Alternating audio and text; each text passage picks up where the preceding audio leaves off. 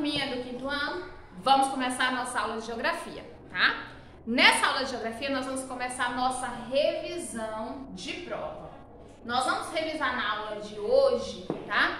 Um pouquinho sobre o fuso horário, né? E vamos relembrar um pouquinho sobre as zonas climáticas, ok? Nessa aula vai ser desenvolvida a atividade no seu caderno. Então você vai pegar o seu caderno de geografia, você vai pegar seu lápis e sua borracha e o seu livro que você também vai necessitar para usar como apoio para responder as questões que vão ser propostas.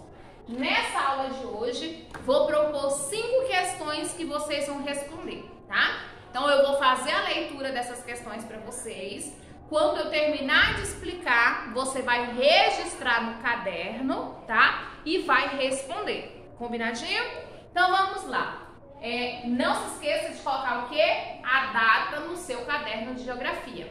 Na primeira questão da atividade de geografia, nós temos assim, ó, escreva as características das zonas climáticas, tá? Lembra que nós temos 3 zonas climáticas diferentes, tá? Nós temos a zona climática polar, sendo que nós temos a zona climática polar norte e a zona polar sul, tá? Então nós temos a zona polar norte e a zona polar sul. O que são essas zonas? São áreas do nosso planeta que apresentam o quê? Características diferentes justamente relacionadas ao quê? Ao clima, tá? Elas vão ter um clima diversificado, diferente, tá?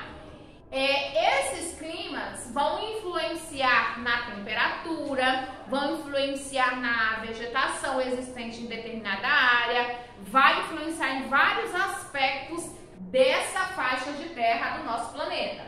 Além da zona polar norte e sul, nós temos as zonas temperadas, tá? Nós vamos ter a zona temperada norte e nós vamos ter a zona temperada sul. E no centro aqui, ó, tá vendo essa faixa do meio, tá? Ela já vai ser chamada de zona tropical, que é a faixa de terra do nosso planeta que está mais próxima à linha do Equador, tá?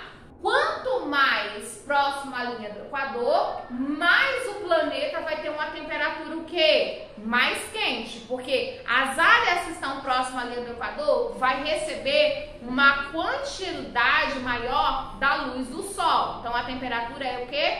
Diferenciada, tá? Quanto mais afastado da linha do Equador, quanto mais próximo aos polos, mais essa faixa de terra vai ter a temperatura mais fria, tá? Por isso que no polo norte e no polo sul as temperaturas elas são bem mais baixas, né? Então você vai escrever a característica de cada uma dessas áreas. Então você vai copiar as questões do seu caderno. Para cada letra da questão de número 1, você vai pular 5 linhas, tá? Para que você possa responder.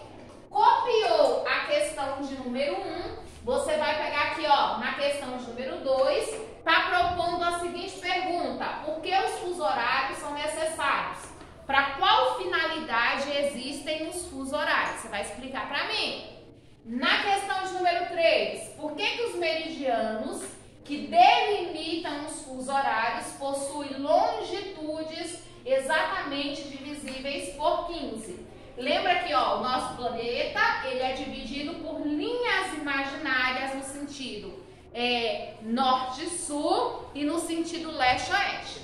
Quando nós nos referimos aos fusos horários, nós vamos ter aquelas linhas que definem a longitude, né? Então nós vamos ter os meridianos. Nós temos vários meridianos e esses meridianos eles vão determinar os fusos horários, tá?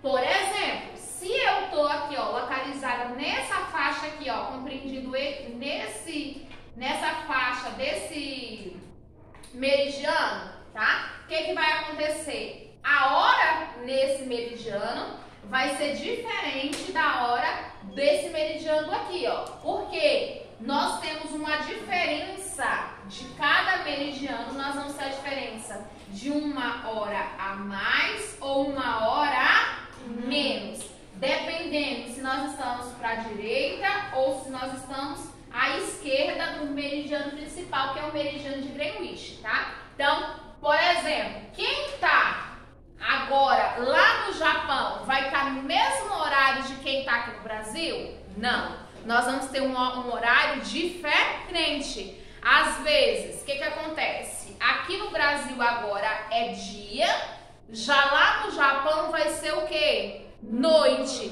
por causa da diferença desse fuso horário, tá? Lá aqui, ó, agora na questão de número 4, o que eu tô perguntando pra vocês? Tá assim, ó. Porque ao redor do planeta há 24 fusos horários. Lembra que os fusos horários, eles são influenciados pelo movimento de quê? De rotação. Vocês lembram o que é o movimento de rotação? É o movimento que a Terra faz em torno dela mesma, né? Então, ela vai dar uma volta completa em torno dela mesma, durando um total de quê? De 24 horas, né? Dependendo desse movimento que ela faz, lembra que ela também faz um movimento ao redor do Sol. Então, como ela vai girando, o que acontece? Vai dar origem aos dias e às noites, né? Então, esse movimento vai determinar também o quê? Os fusos horários diferentes, ok? E na questão de número 5, temos assim, ó, como se determina a diferença na hora entre locais de fusos horários distintos, ou seja, de fusos horários diferentes. Como que a gente faz para determinar a diferença de horário? E aí? Não se esqueça, fazer a leitura lá na unidade 1 do livro de vocês, relembrando que nós falamos sobre coordenadas geográficas. Então, vocês vão fazer a leitura e vão responder essas 5 perguntas que eu acabei de fazer a leitura, tá? Então, o que vocês vão fazer? Registre no caderno e respondam. Depois nós vamos fazer a correção dessas atividades. Combinadinho? Então, ó, a tia vai dar um tempinho deixando as perguntas, tá? Na videoaula, para que vocês possam visualizar melhor e registrar no caderno. Então, façam atenção, façam com cuidado.